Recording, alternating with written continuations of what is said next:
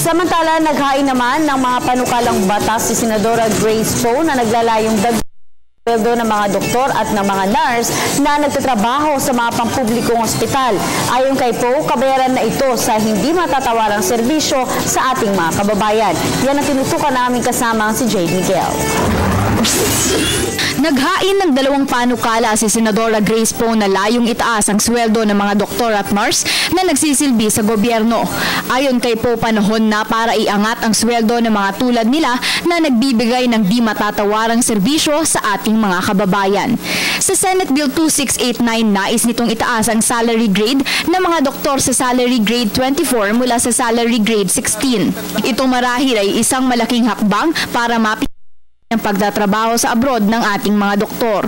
Samantala sa Senate Bill 2688 naman, layong itaas ang salary grade ng mga nurse sa salary grade 15 mula sa salary grade 11.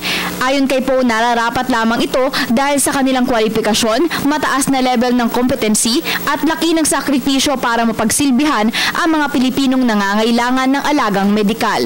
Sa nasabing panukala, ang minimum salary ng mga government doctors o medical officer 1 ay itataas sa halagang 49,740 pesos, habang ang sa mga nurse ay itataas sa 24,887 pesos. Inaatasan ng mga nasabing panukala ang Department of Health at Department of Budget and na magpatupad ng mga patakaran at regulasyon na mag-iimplementa sa nasabing panukala.